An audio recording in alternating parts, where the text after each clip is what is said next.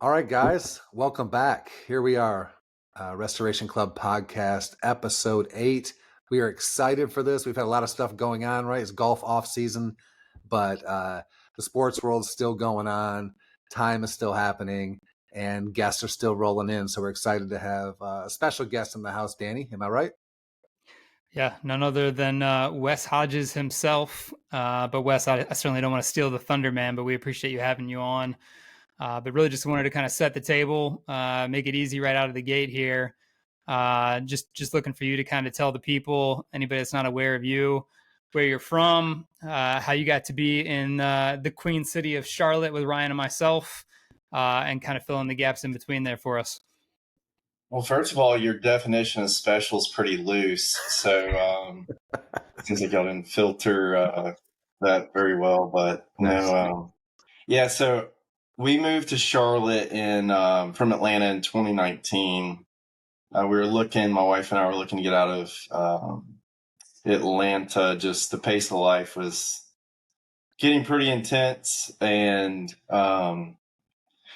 so, yeah, she got an opportunity about the time that we were looking actually just to move on the north side of the city. Charlotte was never really on my radar or our radar, but she worked with Legacy Sun Trust and had an opportunity with the BB&T merger, now Truist. And whenever she, I guess woke up one morning and saw the announcement of the merger, and then things were kind of crazy. And anyway, they offered her a job in Charlotte, and I said, "Hell no, I'm not moving. I got a good thing here in Atlanta." I wanted to move outside of Atlanta, not necessarily away from Atlanta, and so moved right, before the pandemic.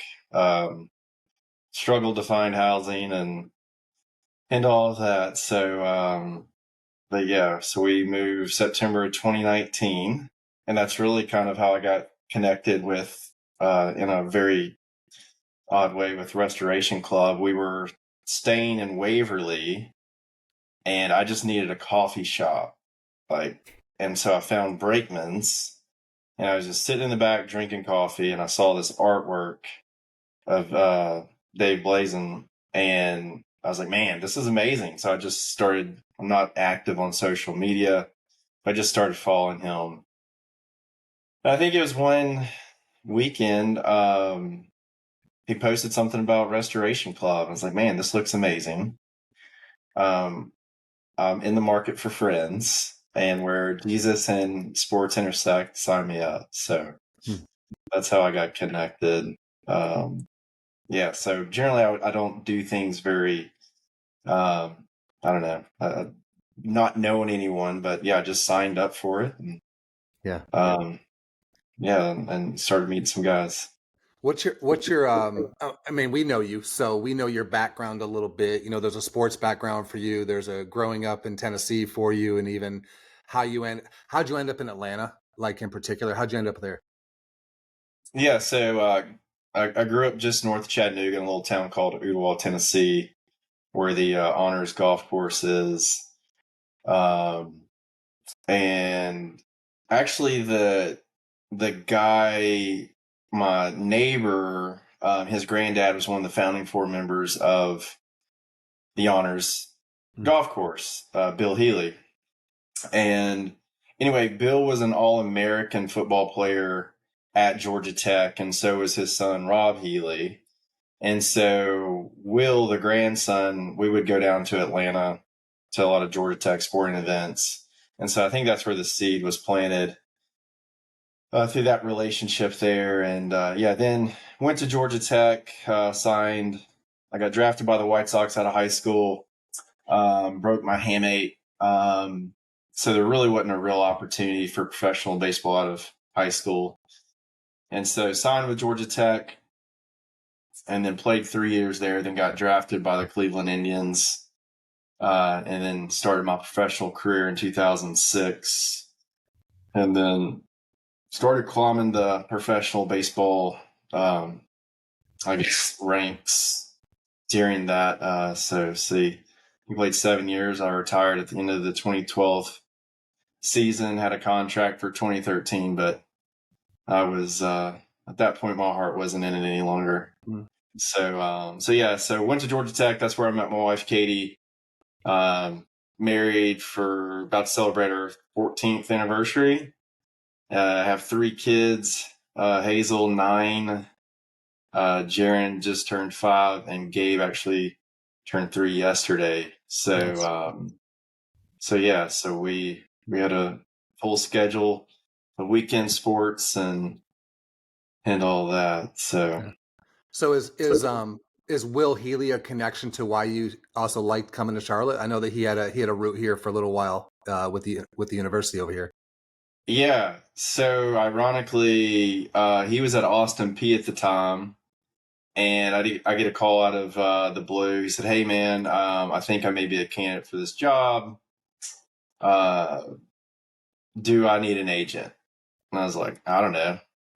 Let me call my agent buddies." And so anyway, and then I also had some friends that were in the college coaching recruiting world. And so one of the guys that actually played baseball at Georgia Tech was, I guess, doing contract work for that job. And he called me. He's like, "Hey, man, can't remember the guy who was, I think, at JMU, right? And then he went to Eastern Carolina, but backed out of it. And then that's when Will became a legit candidate. And so he got the job in December of 2018. And we found out we were moving like May of 19. So he moved into the Chantilly neighborhood, and we borrowed his neighborhood the fall of 19 for Halloween, and like, oh, this is great. So anyway, we ended up building a house in here and being neighbors until he got relieved of his duties. So, but now he's, it's just part of it. He's still doing well. He's at Central Florida under Gus Malzahn. So yeah, I that's was having a quick full circle moment there. I was trying to figure out where I knew that name, and then you dropped the JMU on me, and I was like, okay, I'm tracking now. Yeah. So yeah, I mean, sports is a small world. I mean, if I don't know you, I know 5 people that do. Yeah. So yeah. Yeah, now I know all those people because I know you. So it's the way I see it. You're I got in. free tickets wherever I want to go. You're I can't getting wait. Christmas cards now. So. No. Hey, you mentioned, that connect of Brakeman's Coffee, and you saw Dave's work, and then that connected you into Restoration Club yourself. And I'd just say a few weeks ago, just got to your first Restoration Club event. Can you peel back a little bit of what you like, either what you experienced, what you thought, like what you walked away with from a few days of just golf and the vision and passion that is Restoration Club? I mean, I think it's the Greek word koinonia that comes to mind, fellowship. And yeah, I mean, it's like I didn't, I briefly had coffee with you both prior to that, but that was it.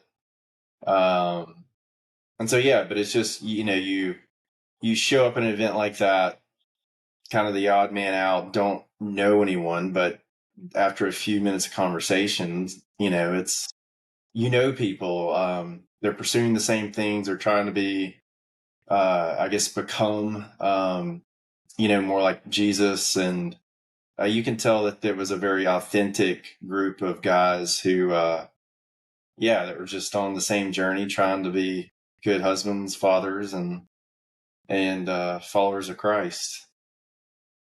That's awesome. Yeah, I was going to speak in that a little bit. I appreciate that Ryan asked you that, because I was even thinking about that myself. I feel like we've talked about what the Builders Cup original last year in the Pinehurst area was like for us, and we've been able to kind of relive that with other guests. So I'm thankful that he asked you kind of through your lens what you thought about it. I was thinking about it more myself even today, just thinking about the rounds that we played there. And granted, it was some great golf, but I feel like when I could replay the rounds in my head if I wanted to. Some shots I probably don't want to. But I think it was like the time around the putting green before the round, and then being on the porch at Tot Hill after the round, or just hanging out at the old church of Pinehurst. Shout out to them. If anybody's going on a golf trip to the Pinehurst area, I highly recommend you guys check that place out. We'll try and remember to drop a link to them in the description of the episode. But No, I think that was what stood out to me. Was I think there was great golf, but um, you know, being in the group of guys that we were in, both before the round and after the round, and even in the golf cart, I know we got to share a couple rounds with US. That's honestly what I probably relive in my head more than the golf, just because I feel like those moments are rare. And I was thinking even today that we can go play golf with people all the time. And I think a lot of us sign up for that, but those moments before and after are more rare, and they just don't happen that often. So that's what I kind of took away from it. That's good. Wes, you and I got a chance to ride on day one there at Todd Hill Farm, and we got to ride together in our cart, and you got to watch me hit way more shots than you did. And I got to watch your drives just sail so far down a fairway. It was pretty awesome. Um, but one thing I will say, and I really enjoy this because this is what I think I really like about golf sometimes is that um, when it's about vibes, right? It's like such a good time to have. It's golf is fun. It's meant to be a game, and it's just enjoyable. And you really made that like that energy kind of go with music bumping in the speaker. We're having really great conversations. We're just no one's stressed and pressured. We're just vibing and good music, which I know you've put me onto some really good stuff. And I just really am thankful for that time together, just because it kind of, like you said, we only had a cup of coffee prior to that, but I felt like even getting in that car, we already knew each other. It was kind of wild. And that's something I think that our faith does, right? It really transcends just maybe, location and proximity, but it really kind of bonds us together. And we're dads, we're husbands, we're believers, and those things kind of bring us together on that sense. I don't know if you caught that same vibe or what. Yeah, no, I mean, I spent my whole life trying to become a professional athlete, and then when I was at that level, perform at that level and stay at that level, and it's tough. And so for golf for me is I'm not trying to be on the PGA tour. I've already had a professional sports career. And so yeah, I mean, I like being outside. I like music, hanging out with quality men. And yeah, I mean, and then too, whenever you do catch one clean, it's great. It's like a home run. But um, I won't let you hype up my golf game like you did. That's not accurate. But yeah, when you do pick one clean, it's great. So and then too, it's just I don't know. It's you can get lost in. There's so many things that I enjoy about golf that it's a process. It's you can build on things. You can learn from people. You can take it serious. You can have fun with it. Be very relational. You can go play by yourself. So there's all these different dynamics and nuances to it, and I think it is the best sport. I mean, obviously, I played baseball for a long time, but baseball, if I were to play right now, my arm would fall off. My hips are locked up. Like in golf, you can play it till, in your 80s if you want. And so, no, it was fun. It was a great round, great day. And yeah. Love it. Ryan, I was going to say, I know you kind of set the table for us on the first day, and it kind of flowed from there. To your point about talking about vibes, I think setting the table and creating expectation heading into a round, which is always our goal with a lot of these outings. Every time we take to the course, I know you spoke to, speaking to growth, things we're not growing at as well as we kind of hoped, and being a bit more gentle with ourselves as guys and our expectations. And I think that kind of just once you've set the table in that way and you have those conversations with guys in your group or guys in the cart, it kind of segues to, oh, that wasn't as hard as I thought it might be. And it creates opportunity to speak to other things. And Wes, I know we played on day two together, and I enjoyed getting to ride in the cart with you and dig into some stuff a bit more, even in stuff tied to identity and playing career and things that we put value in, and guys that you might have trained with, name rhymes with Reader. Just going to put that out there. But I mean, I feel like we kind of buried the lead a little bit. I know you talked about being in the system for a number of years. Is there anything you miss about those days? And what I guess you said kind of lost a love for it by the end of it. What was the transition like out of that after putting so much time and investment into it? Yeah. You may have to remind me of the second question, but I'll go ahead and answer the first one. Yeah, I mean, I miss the clubhouse. I miss, the guys. I miss the structure, and the intensity, like in a weird way, like I like to get after it physically. It's one thing that it's been kind of a hard transition. Whenever I was transitioning out, it's like I wasn't using my body physically, like to where I was, every day, maxing it out. But I found those outlets now that I can go and get that side, out of my system. Cause I do think that, whenever you can, get the physical dynamic out of, or at least working out, there's something, at least mentally for me that, it's a good thing. And so I miss that. There's no way to replicate that competition. Especially pitcher hitter, in front of, I don't know, however many people. Um, it's intense. It's fun. There's a mental battle there. There's a physical battle. And, yeah, and really a battle within to kind of, the whole less is more, and not trying to do too much. And so I miss that because it's, you know, um, there's no way to replicate that. And so that's been challenging. But what was the second question? You said transitioning out, was that it? Yeah, it was really Yeah. just kind of asking what was the transition like after putting so much time into something, and I guess maybe even to build on it, like were there certain things you felt like God was kind of teaching you through that transition to where you're using completely different gifts now? Yeah, I mean, the transition, I think, started before the actual transition. It started at the end of my career whenever, baseball was my idol. That was my identity. And then whenever your plans that you had for the game begin to go backwards, and then all of a sudden God's stripping you down to really having to answer the tough question of who am I? Like, am I Wes Hodges, the baseball player? And now that season of life is over, what's my purpose? What's my value? And so anyway, I think he was so gracious to give me that, like, I guess, forced me to navigate those questions relatively early in life, because yeah, if your identity is wrapped up in your work, then whenever you get fired or retire, that's a sad day. Um, and that's the beauty of what he's offered us, and how we're in his plan as far as continuing to have dignity and value and worth, even on our last days and when we take our last breath. Like, we can always have purpose for the kingdom. And so I don't know, it was, I think, such a gift for me to go through that in my late 20s, where I still see people who are still trying to climb, the cultural ladder, and still put their hope and trust in something that that's not going to deliver. And so yeah. And then, as far as reinventing myself, it's, on the one sense, I feel like it was difficult because, it's, you have this skill set that really doesn't translate.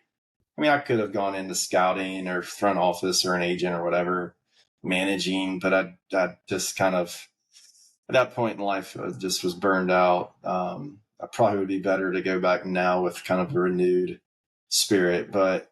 Um, but yeah, I mean, I had to, like, reinvent myself from ground zero, and become something. So I went back, finished my degree in finance at Georgia Tech, and really got intrigued in something that was my own kind of, I guess, story challenge, and became a personal wealth advisor. And I signed for $1 million when I was 21 out of the draft, and I felt like got some bad advice. And that was really the first time I began to, like, learn the difference between temporal wisdom and eternal wisdom. And so, if you're operating from a biblical worldview and getting temporal advice, it's just this, unequally yoked advice. It just doesn't work. And so anyway, I got really intrigued with the intersection of God and money, and and how all that works. Because when I started, it's like, all right, am I perpetuating greed? What does this look like? And it was really kind of very similar to professional sports. Like, professional sports isn't a bad thing. You see a lot of guys who can get wrapped up in it for the wrong reasons, and then you can see guys who can leverage their platform for for God and His glory, and it's awesome. And I think money's agnostic, and it's kind of the same thing. It's just the heart behind it and how you use it and leverage it, and yeah. So anyway, that was kind of transitioning out of the game, but yeah, it was not easy. But I do think that it came with a little bit of um, being a little, I guess, going through some seasons of life where I feel like that kind of gave me a little wisdom from just the earlier experiences of pro ball and navigating all these other challenges that ultimately gave me, I feel like, a kingdom perspective to now I have something to put in front of people of significance. And, it's not just going to, hey, put your hope and trust in this money, knowing that that's going to ultimately end bad. So, Do you, Wes? Are part of is your client base at all any athlete? I mean, I'm not telling you to name your clients, but like, do you help any athletes in this day now? Do you have the opportunity to do that? yeah, so that's how I got my start. I knew all the pension benefits, and whenever I started, I was really close with a gentleman named Bobby Evans, who was the general manager for the San Francisco Giants at the time. And Bobby was a believer, and Bobby said, "Hey," and got involved with this organization called Kingdom Advisors. And so anyway, they help kind of like reorient my perspective in the wealth management arena. And so anyway, Bobby found out about it, and Bobby said, "Hey, will you come and do this for the Giants organization?" And I said, "Absolutely." And so they would fly me out to spring training, and I would talk to the organization, and they would fly me to the different affiliates throughout the year. And I was like, basically giving them the answers to the test. I was like, baseball players are cheaters, right? So here's the answers to the test. Like, there's no excuses. And so it's like, hey, these are the questions you should be asking. This is what you should be considering, And so he was just like, hey, just, share it. But, I guess in a secular way. And so I would say, I would reference some verses in Proverbs, hasty speculation leads to poverty, but little by little leads to wealth.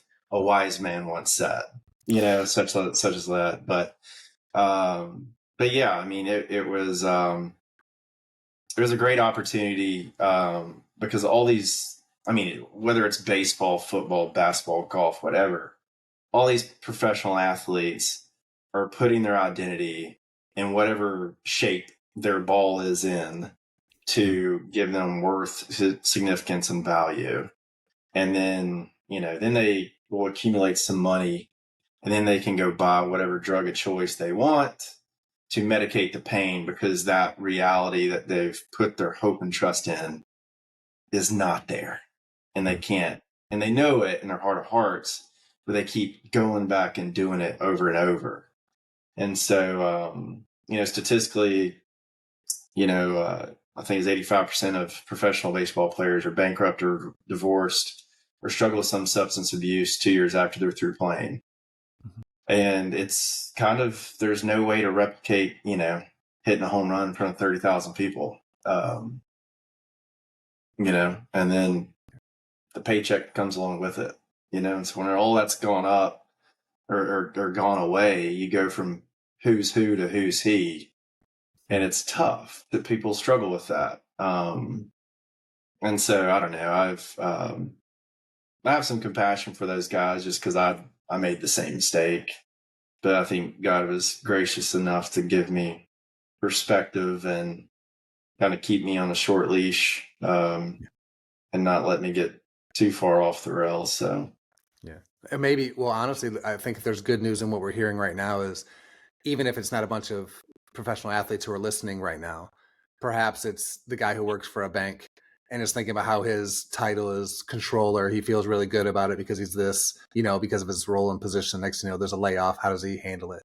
It's about not putting all of your, your worth and value just in your position, because again, it's back to our identity in Christ is really where it sits, and where the foundational piece of nothing can rock that, right? Like nothing can rock that piece. And so I know there are a lot of people who could be listening to this right now who their world is upside down a little bit because of their emphasis on who they are, rather than who they know. And I think this could be valuable words that you've given there. So I appreciate you breaking into that. yeah, but I mean, you're exactly right. It's in whatever industry, it's all the same, right? And, I go tell these baseball players, I'm like, every day you walk into a clubhouse that says you got to look like this, dress like this, drive like this, marry someone like this. Like they basically make the decisions for you, and you think that you have choice, but really, if you're just conforming to that clubhouse, you don't have choice because they've already settled this is this is what your life should look like. Hmm. And Christ flips that on on its head, right? Um, and I think this is where like the gospel like resonates with, obviously it transcends culture, it transcends industries, and it's awesome because in the professional clubhouse it says you got to go do to be, right? And Christ says, I've already done so you can be. Like it's settled. Like, and that's religion, right? Religion says do, and the gospel says done. You don't like it's settled. You don't have to go perform, thank goodness. And I think that's where a lot of these athletes get so that there's a sense of relief because all of it is around performance. It's what have you done for me lately? And it's crazy, right? Whenever I have to hit a round ball with a round bat that's moving 93 with sink. And that's where my identity lies. But that's what we do on a daily basis. And you're right, Ryan, it's no different than the banker, right? That his worth is contingent upon whatever deals that he strokes to make the bank, more money. But it's like that's out of his control or his or her control. Like deals come on their own time. Yeah. And so yeah, it's a little we like to think that we have control over life, but only the illusion of it. And so yeah, there's a lot of freedom whenever we can get to that place that it's settled, it's done, and it's great. Man, so many good gems in there. I appreciate you dropping them, Wes. I was curious to hear, with so much investment in the game of baseball, when did golf come into the fold? Was it earlier on? Was it more recent? I wasn't like a country club kid. My grandfather, and I remember he bought me my first like set of clubs when I was a little kid, and so I just get around, knock around the yard with them. But I bought my first personal set as a pro player, and so I don't know whatever year that was, 2006 in Florida. And we'd go down and train in Saddlebrook Resort in just north of Tampa. I think there was like 2 or 3 courses there. We would play occasionally, not much, but so yeah, that I started, I guess, getting asked to do some golf events in the off season. So I was like, oh, I need to kind of like at least play the part. And you Hold get out your there own. and play. People are like, yeah, they're terrible too. So it's like, hey, doesn't matter. Um, and so yeah, I think that was kind of I guess, the genesis of it. And then yeah, started in pro ball playing. I mean, got to play some I mean, Ron Zimmerman he's a stud golfer. Like, I mean, gosh, his divots, I'll just never, I mean, he could stroke it. So, um, anyway, he was down there working out with us, and he was a really good golfer. Tyler Clipper, great golfer. I'm trying to remember some of the other guys who could really play. John Mayberry Jr. Was a good golfer, and so anyway, yeah. So we would tee it up down in Florida when we had a day off from training for spring training, and then after that, honestly, my golf clubs kind of sat in the garage for a while. Just back to the transition, married, kids, reinventing myself, starting a business, and just there was no time for golf. So yeah, I was like, hey, I want to go do a Pinehurst trip, and then this invitation out of nowhere. I was like, I haven't even looked at the calendar, but I'm in. So Coming back to that, we were thrilled that you were willing and able to make the trip. I mean, I have to say too, on the second day we played together, and at some point I had to address the fact that I'm sitting in the cart playing with a former pro baseball player, and the other two guys in our group. One is a motion picture film composer, and the other guy works for NASA. So I enjoyed eating a little humble pie pretty quickly, aside from just playing some golf. But I think that also speaks to the guys through the game of golf that ultimately we hope, as you said, are creating fellowship with, and holding each other accountable and challenging each other, where all these guys are coming from, which I just think is so unique. And so I was even curious to ask you, having gone to the Builders Cup, grabbing a cup of coffee with us, starting to see things around Restoration Club. I mean, is there anything to anybody listening that's considering, what is this? Or I've been following for a little bit, I'm trying to figure out how to get involved. Like, is there anything you would say to those guys in terms of maybe something they're looking for using the game of golf in this way? I mean, yeah, I think it's just the quality of men that you can connect with. I mean, again, I say this jokingly, but I'm also serious. I was like, I need friends. Like, you'll send out this warm email, hey, welcome, welcome. And I just kind of didn't hear much. I'm like, guys, I need friends. I just moved here and I don't know anyone. And so I was hoping this would get me in the door, at least buy me one friend. My wife was like, hey, you're coming on kind of strong. And I was like, at this stage in life, I have to let them know that I'm serious. But no, I think, it's just the guys and the fellowship. And, I know there's some guys that brought their sons to the Builders Cup. I thought that was awesome. And, I think anybody there you could just pick up a conversation with. And, they were all on the same journey. Not quite sure where they were on the journey, but everyone's on some journey and looking for a little recreation, fellowship, and yeah, I mean, I think most guys that were there were, kind of middle of their career, I would say, and just the demands of life and family and all of that, and back to, I guess, the name of it, restoration. I think it actually means like literally to refill the storehouse. And so it's like it's a renewal thing. And yeah, it was great, right? Get to be outside, great conversation with quality men. Sounds like a great deal. For sure. Well, and one of the goals too is not just to leave an event and say, "Oh, that was pretty cool," but like you said, it's like now I'm like, "Oh, Wes, we need to get caught. Let's hang out." You know what I mean? Like it's like let's keep those things going. If somebody went back to Arizona, then they need to, like you just said, get that good group of people they can get around. Jump on our Discord group, and you can find all those regions around this country that you could be a part of, so that we can find quality people to join along in this thing. And like, what I really admire about you, Wes, is you said it. You, like your wife says, you're coming on too strong, but you're like, no, I'm at a phase of life. I need to make this thing happen. Like you're about that action, right? And so that is a piece I think that's so important, because oftentimes I feel like men will just sit back and kind of wait for it to come and this kind of level thing.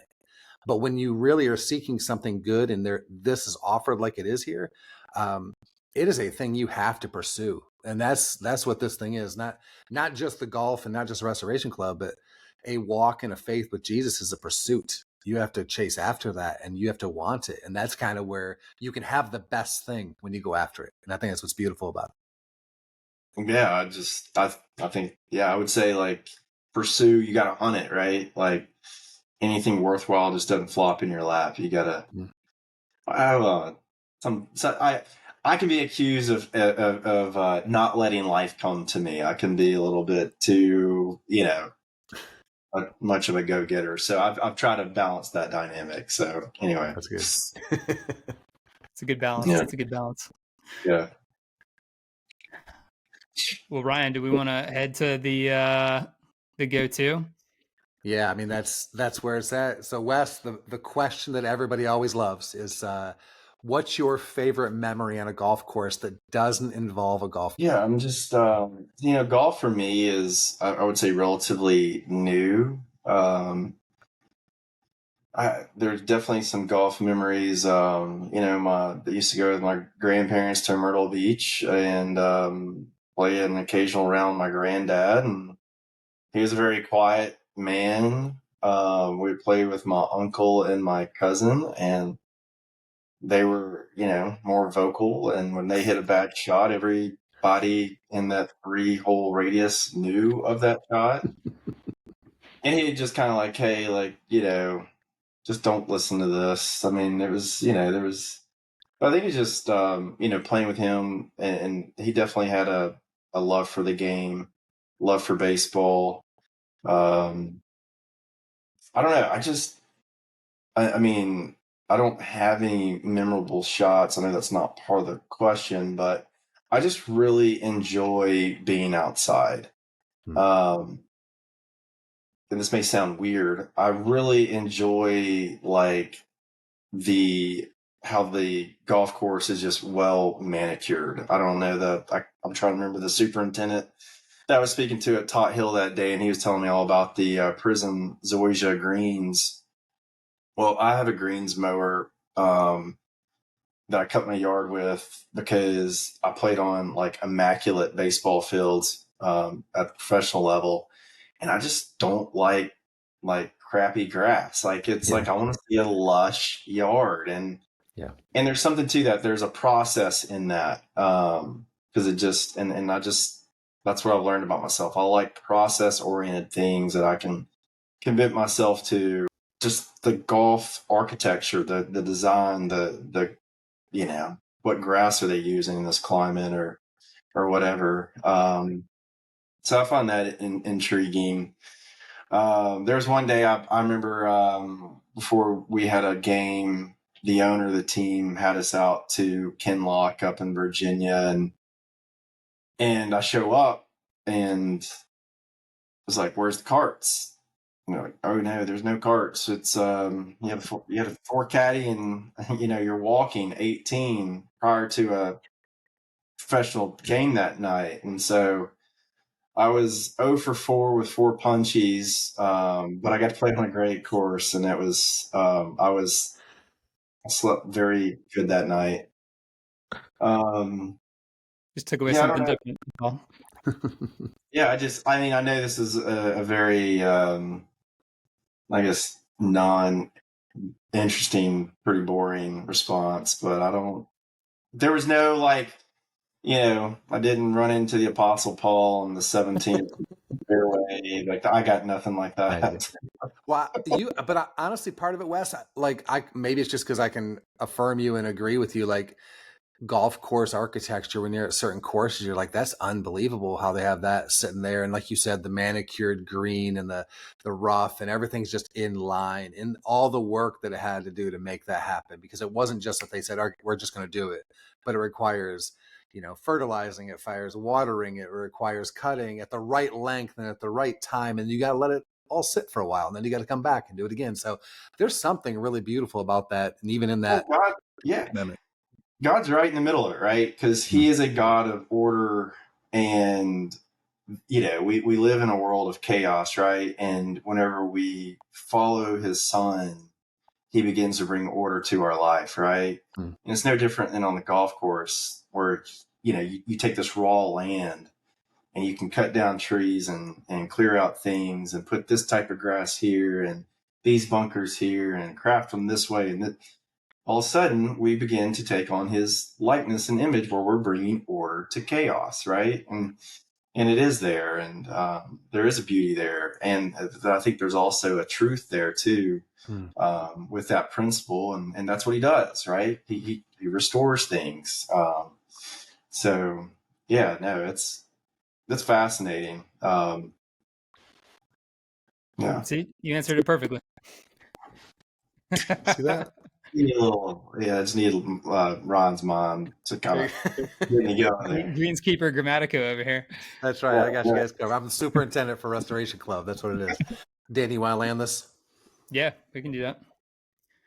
Well, Wes, we certainly don't want to take up too much more of your time. We know you value your Z's and probably want to get some deserved rest in. But man, we appreciate you joining us. We appreciate the time. Certainly appreciate your story and what God's doing in your life now. And really hope we continue to see you be involved and invest in this group and bring some other guys alongside of us.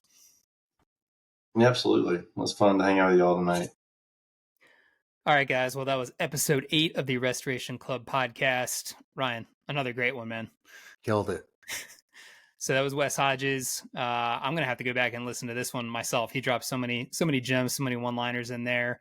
But it was great to have him join us. Of course, had him at the Builders Cup #2 in Asheboro and Pinehurst just a few weeks ago. So it was good to relive that with him. Hoping to bring you guys some more events here shortly. Love seeing you guys pop up in the Discord. If you're not already on there, we'll definitely drop a link in the description. Different chapters popping up all over the place. Really want to encourage you guys to take ownership, host those local meetups, encourage each other just to get out on the course, get to know each other. If you haven't checked out the website, restorationclub.co, still some merch up there, some fresh merch. Hoping to get some more up there shortly. And yeah, follow us on Instagram, restoration_club. And Ryan, as we always leave off, man, keep swinging. Keep swinging.